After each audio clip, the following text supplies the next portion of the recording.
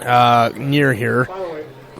We are back on the air. I'm having my usual technical difficulties. This will be the rest of SouhanUnfiltered with Tom Linnemann. We probably missed some good stories there, but we'll keep rolling. We're good. Tell me about your travels. These, I had you on early. I think this is my 54th podcast. I think I had you on really early. You've been to Australia since we last talked, I think. Yeah, I went to Australia and New Zealand, which. Man, that's have you ever been to Australia before? I have not. No. Holy shit! I want to go. It's awesome. So, went to Sydney for a week, and then to Australia for a week, and then New Zealand for a week. So, I went into Sydney, and the beaches are amazing. Like we ended up staying at this Airbnb, and just went to different beaches in Sydney. We met some friends. We ended up going to Byron Bay, which if you've ever, it's become my second favorite city in the world. Byron Bay, Australia has become my second favorite city. Never even heard of it. After Phnom Penh, Cambodia. Byron Bay is this hippie surf town.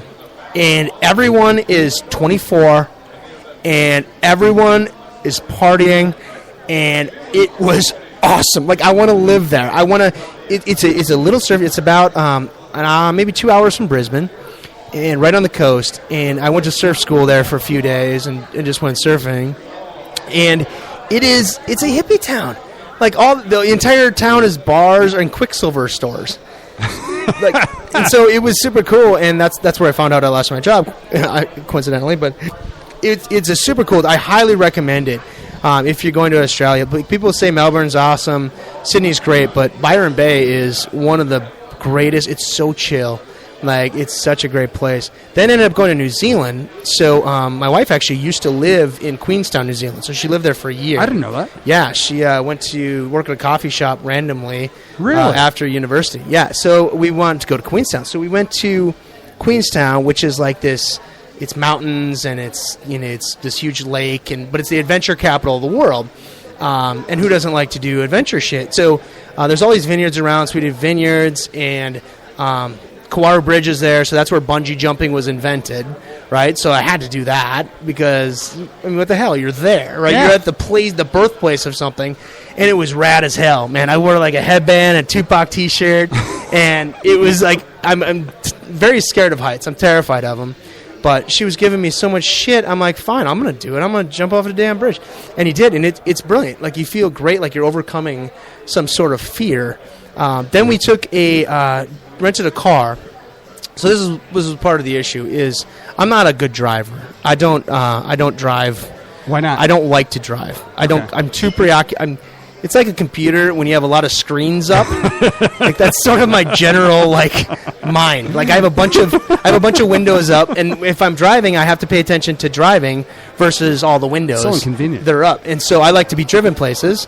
I like Uber. I've spent all my money so far in Minneapolis on Uber. We only have one car, so I just don't drive. I don't like it.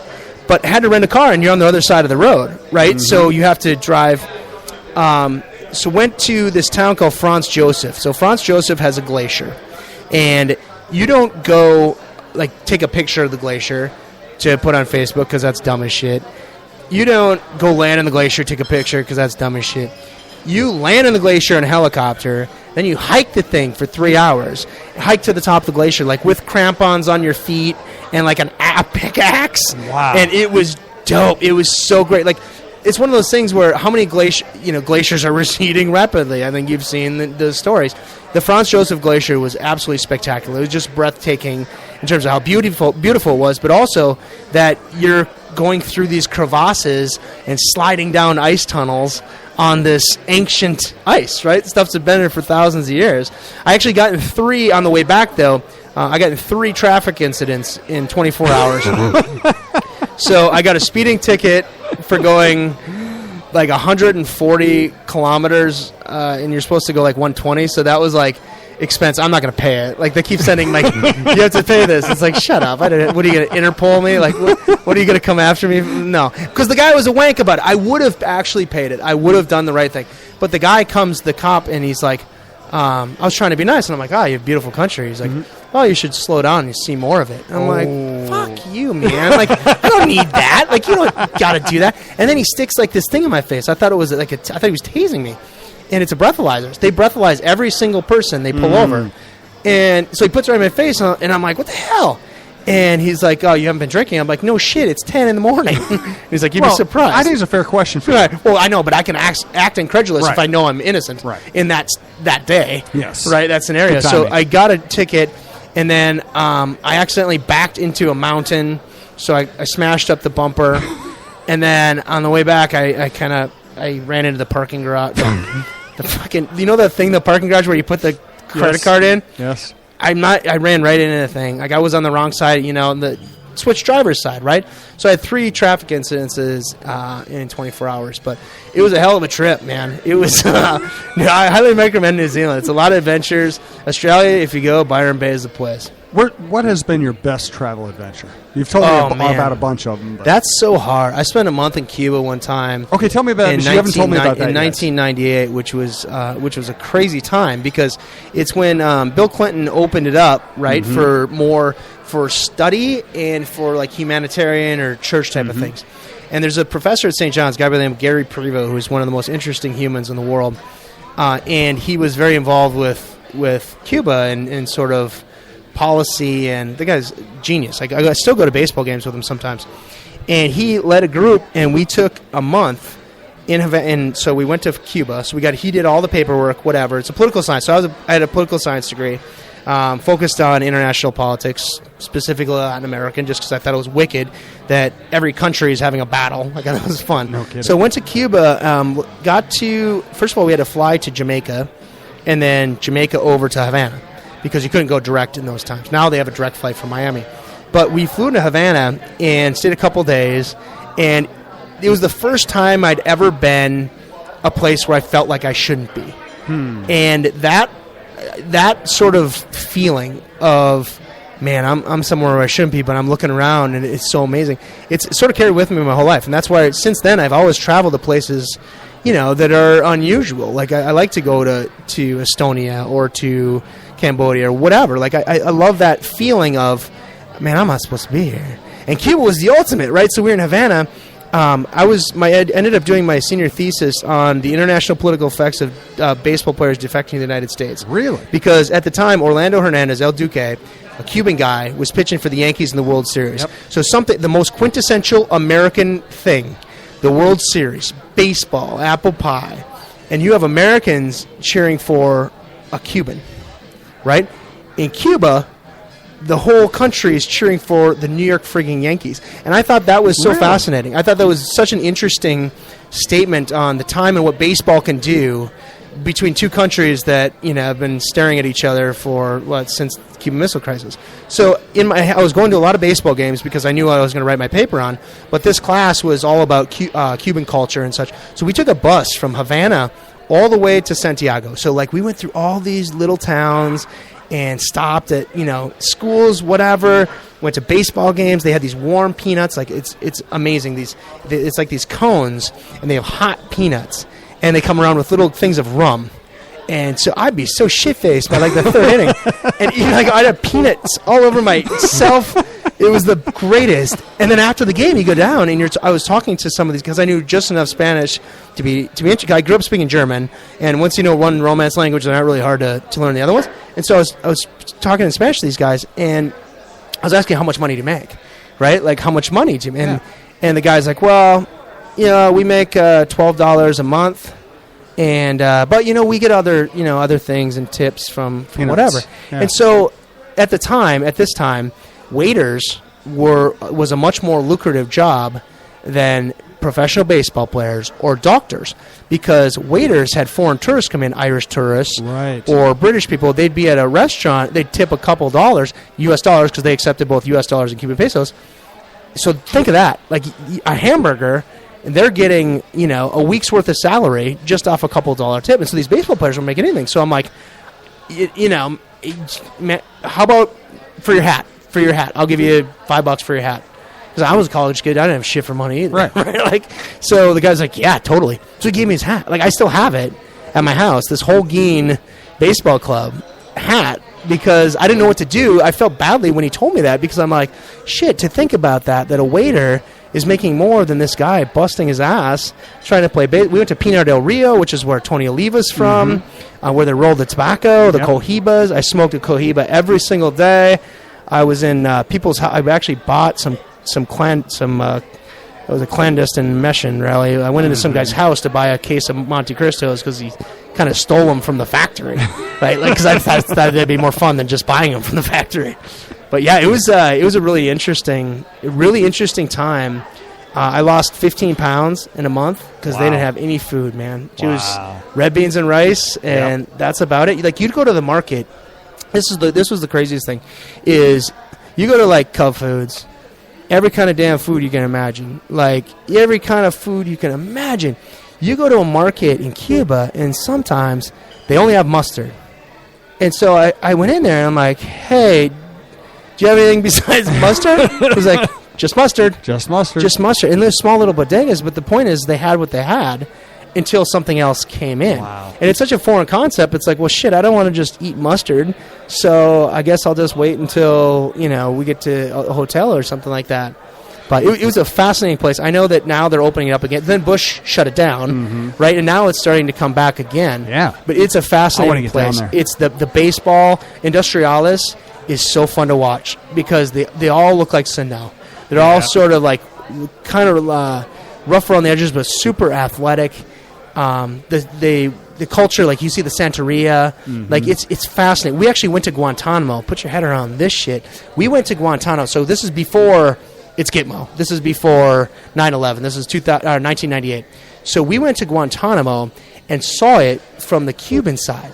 So the Cubans have dug out this side of the mountain to look at the U.S. base on Guantanamo. Really? And so it's like a tourist attraction, like for Cubans. Like if your Cuban family is going to it's like the Mount Rushmore, they have it dug out, and they have like, here's what Guantanamo looks like, here's what we think the buildings are, whatever. And so I'm sitting there, I'm like, I'm a freaking American looking at Guantanamo from the Cuban side. It was a very interesting experience, but it definitely spurred my desire to sort of think like that, to think differently than just, I'm just going to go to Cancun and drink 50 Coronas and party. It's, I'm a Cold War guy. That to me is I've always read a lot about history. I've always read historical novels. I've always read the best fiction is that which is the closest to the truth. So I've always read stuff by authors who really know what was going on. So I've read so much about the Cold War. I've read so much about Cuba. All of my favorite authors have based novels in Cuba. I feel like I've been there, but I haven't, and I have to rectify that. It is shocking because here they're 90 miles from the U.S. So you know what they listen to on the radio? The same shit you do. Yep. The exact same thing. We were down there, and the Backstreet Boys were popular, and so the little kids would be like, "You're American? Do you know the Backstreet Boys?" It's like, not all of them. Like, not all. Like, some of the guys are dicks. They're mostly dicks. Sorry to break this to you, but so they have like American pop culture. They get it, right? Right. And so they see it, but they don't have it. But at the same time, everyone from America assumes that everyone's desperate to get off the island, but that's not necessarily the case. Like some of those folks are just really proud, just millions of dollars. They're about to get money. Yeah. But a lot of people are very proud of the heritage, and I mean, there's no drugs on the island. Like, none. Like, we're talking, I mean, they have some social issues, but not the same social issues that America does. It's a fascinating place. For a thinking person, it's brilliant. It should just go down there without an agenda and just to walk around, and it's a fascinating. I highly recommend if people have a chance to go in the next couple of years, because what's going to happen is all get bought up by foreign investment. Yep. It's going to be big-ass hotels and shit like that, and it's going to look like hell. And it's too bad because you see the cars and the old places that Hemingway used to go, right? Yeah. Like you go into the bars that I'm sitting in bars that Hemingway got wasted in, like, right? Like, isn't that what you want to do in your life? Now, I don't want it to go down there and have a Carlos and Charlie's, right? I'm going to shoot my brains out. Like, it's horrible. But if you have a chance to go, I would say go before. You just mentioned Hemingway and shoot your brains out in the same sentence. Yeah, I know, right? Let's say it was topical. It was topical. But go fast before it's ruined. I think that's sort of the goal of travel. That's sort of my philosophy anyway. I love it. Go before it's ruined. Stacey and I, when we travel, we started going to like the East Coast of Mexico because it was affordable and easy. And then we ended up going to Cabo last year. And Cabo's not Cuba. It's not the same thing. But we ended up staying a little outside of Cabo because that's just the cheapest place we could find. We went to the city one day, and we were like, hold it. Now we are in a city, a real city with real people, real restaurants. You can go to the nice restaurant down the marina if you want, but you can also go to the place that looks like a old garage. That's it. That has been turned into a because we got all our best restaurant recommendations from cab drivers, local cab drivers. We said, okay, what's good? They said, go to, and I can't remember the name of the place at this point, but I could find it if I went back to Cabo. So go to this place between 3 and 6. They'll have blue marlin. They just brought off the boat. Totally. And it was like $5 for all you could eat. Fresh blue marlin tacos is the best meal I've ever had. Yeah. And, you give them $1 tip and they think you're God. I know, right? Just amazing. And so I think that's our new place, as a default when we can't get to Cuba or something, is to go there because you're in the middle of a real city, real people. You can go to the nice restaurant. You can go to the hole in the wall. You can go to the real places. You can walk around. And it's also got desert, ocean, and mountain all in the same place, which I love it. I just absolutely love it. Yeah, there's a couple places that are on my list. We have Mystery Trip this summer again. I told you about Mystery Trip, right? Last time you were on, you told me about Mystery Trip. So I'm choosing this year. I actually lost. And just for the listener who didn't hear the first time you were on. So basically Mystery Trip is Blake Elliott, who is a superstar at St. John's. He's also from North Melrose. We used to throw him in the rhubarb patch. And Josh Dirtlem, who's a businessman. Is that a euphemism? Kind of. And a football player at St. John's, too. So we play every year. We play paper, rock, scissors. And the loser has to plan, sort of book all the whole place, the whole travel, the whole trip. And the other two guys have no idea where we're going until you actually get to the airport. So you have to pack for a place. You have no idea where the hell you're going. And last year, we ended up going to Helsinki, Finland for a night, and then to Tallinn, Estonia. We took a ship through the Balkans to Tallinn and had an absolute kick-out. The earliest we went to bed on that trip was 7:30 in the morning. And it was one of those type of trips. So we do this every year. We take a 5-day trip, and we alternate for who gets to plan the thing. And so this paper, rock, scissors, so we played at Nye's maybe a month ago, and I lost, which is winning, right? Because then you get to pick. And so now I'm trying to, but the deal is Josh and I and Blake, we've all pretty well traveled. And like Josh and I went to the Philippines one time. He flew me to China to go to this noodle shop one time. Like we've been to some weird places, so we have to go somewhere none of us have been, which becomes more challenging. And we only have 5 days. So St. Paul? St. Paul's not on the list. Medellin, Colombia is on the list this year. I'm dying to go to Colombia. There's a couple places in Eastern Europe. Colombia is known for dying. Coffee, yeah. It's better now. Coffee and dying. It's better now. Yeah. I saw the 30 for 32 Escobars, and now I really want to go. As weird as that is. Like, that's why I went to Vietnam. We watched, Danique and I watched the Anthony Bourdain episode from Vietnam and said, we're going to go to Vietnam. That sometimes you see things like, okay, we got to do that. We totally got to do that. So the mystery trip is mine this year. I got to just figure out where the hell I'm going to go. I don't know. And I got to throw like red herrings out there so these guys think so I'm going to say like a couple countries that they think is not going to happen. Oh, man. Let's do some quick hitters here, which I usually end the show with, but I'm not even sure these are up your alley. But is there a TV show you're watching these days? Yes, I just finished The Fall. The Fall. And I'm telling you. Oh, that's right. You recommended that to me, and you know what I did? Shit. I downloaded it on my iPad. I'm going to be watching it. I'm going to Vegas next week. I'm going to watch it on the phone. Where are you staying? We actually had like this weird cheap timeshare thing, so we're staying a little bit off the strip, some Hilton vacation. Okay, the answer was supposed to be the Wynn, but that's fine. I'll accept that. Well, next time you want to get me in the Wynn for free, we'll talk. Oh, man, that's Vegas 6. We got it all comped out. That's a whole nother story. I can't even repeat half the shit that happens on that show. No, The Fall is this. It's an Irish. It's set in Belfast, and it's Gillian Anderson from X-Files, who is somehow older but still kind of hot, like Scully, right? Dana Scully. And then the guy from the 50 Shades movie, Jamie Dornan or whatever the hell his name is. So, and he's a serial killer, and she's a detective, and it is gripping. Like, it is... The Fall is... House of Cards came out season 3, and didn't even watch it until The Fall was over. Like, that to put that level of perspective. By the way, I'm disappointed in House of Cards It season sucked. 3. It sucked. It's terrible so far. I don't want to hear about Claire Underwood. You know what? You knew what you were getting into. Yeah. Okay, movie. Have you seen a good movie lately? Man, I can't sit still for that long. All right, then let's. How about music? What are you on to right now? Let's see. What did I just? I just got Sonos. Do you have Sonos in your house at all? No. That shit's great. So Sonos is like speakers. Like you can put them all around your house and you can have them playing the same thing. So I just hooked up the Sonos unit. It's sweet. I've been really listening to a ton of Smashing Pumpkins lately. As weird as that is. What's funny is I have been too, because I've been listening to a lot of Pandora, and Smashing Pumpkins comes up all the time, and I keep hearing all these different versions of 1979. Yeah. Some are just the demo, some are just straight acoustic, some's the original. It's such a brilliant song. The word is that Neil Young heard that song in his car and started crying. Really? Yes. I believe it. So I've been really into a Smashing Pumpkins phase again lately. They were great. Just feels right. And as with most groups like that have some hits, the deeper stuff the deeper cuts are so much better than the hits. Yeah. Other than 1979, which is both a great song and a hit. But South by Southwest was last week, and I really wanted to go, but with moving, and it's a cluster down there, but. Yeah. I really wanted to go. I'm reading some of the things that are coming out of there.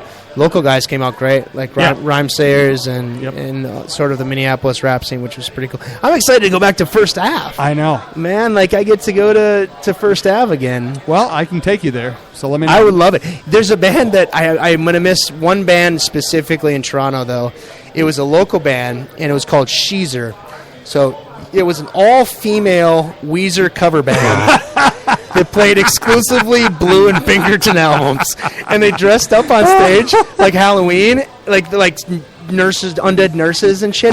It was so good. They'd only play once every few months, but Sheezer is I've called up my friend Amy. She works for Collective Concerts in Toronto. I'm like, yeah, I need 6 tickets to Sheezer. She's like, why? I love Sheezer. Oh, that is awesome. I think Sheezer's a good place to end it. That is great stuff. Tom, I love having you on. Great stories, great content. I appreciate your honesty and your experiences. If you want to listen to Souhan Unfiltered, you can find it at SouhanUnfiltered.com. You can subscribe via iTunes for free, and it'll kick it to your inbox. Listen to iHeartRadio. I want to thank Minnesota Eye Consultants. We'll be talking more about them as the week goes on. Find them at mneye.com. Guinness, which we're drinking right now. The Local for having me. Local Kieran's and the Liffey for being good hosts. O'Garris for being a good host. And again, next appearance Thursday night, 5 o'clock at the Liffey with Michael Russo. And Minnesota Eye Consultants will be sponsoring that. We'll be telling you more about their operation then. And then Friday at O'Garris, 5 o'clock, my old friend Bob Sansevier and I will be doing a show. And then next week, I'm going to be on vacation, so I'm going to air a bunch of the interviews I did when I was in spring training. Tom Kelly, Doug Minkiewicz, Gene Glenn, a guy from Waseca, Minnesota, who was a Mr. Basketball. First one. Yep, first Mr. Basketball. Who's a great guy. I'm going to be airing a bunch of that stuff. Terry Ryan, Rob Anthony. So a lot of good stuff coming up. Any last thoughts, Tom? I'm just really excited to be back in Minneapolis. I think I love Toronto, and the experience I had is unrivaled. I think it's important sometimes to move away somewhere else to get a perspective. Mm-hmm. Minneapolis is a great town, and it's been great to see some old friends, some old places. A lot has changed. The food scene here is off the charts. Much better. Oh, my God. It's so much better than it was. Yep. The music scene is still kick-ass. So I'm excited for a great summer. I think I'm only be living here for a few months, so I got to enjoy all of it while I can. Tom Linnemann, you can follow him on Twitter at John Sharkman. You can follow me at Souhan Strib. We always appreciate you listening and be back soon.